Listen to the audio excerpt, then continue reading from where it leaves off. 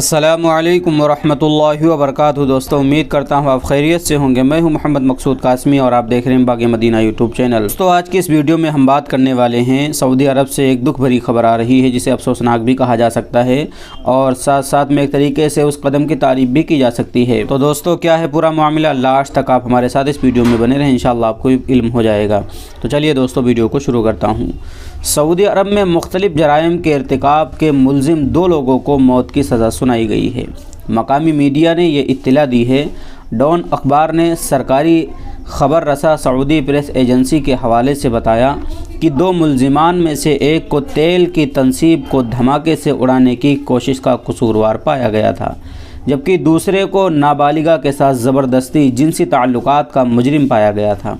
Media रिपोर्टों के मुताबिक इस साल सज़ाए मौत का ये पहला केस है। गुज़िश्ता साल 147 लोगों को फांसी दी गई है, जो कि साल 2021 के 69 की तादाद से दुगनी है। इस साल मार्च 2022 में एक ही दिन दहशतगर्दी से मुताल्लिक जराइम के लिए 81 अफराद को मौत की सज़ा सुनाई गई थी।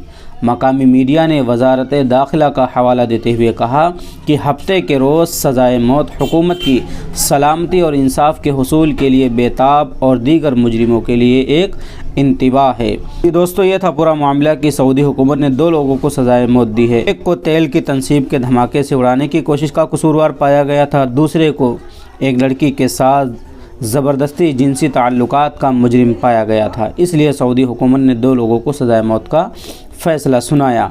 अगर यही हालात हमारे यहाँ होते और इस्लामी हुकूमत होती तो बहुत हद दर्जे तक जो जराइम रोज़ाना होते हैं मुआशरे के अंदर, उन पर कंट्रोल हो जाता। खैर दोस्तों, आप हज़रात का इसके मुताल्लिक क्या कहना है, जो भी लगे आप नीचे कमेंट कर दीजिए और पहली बार अगर चैनल पर आएँ तो बराए मेहरबानी सब्सक्राइब कर लीजिए। चलिए दोस्तों, फिर मिलते हैं इंशाअल्लाह जल्दी किसी नए वीडियो में किसी नए टॉपिक के साथ। अस्सलामु अलैकुम वरहमतुल्लाहि वबरकातुहू।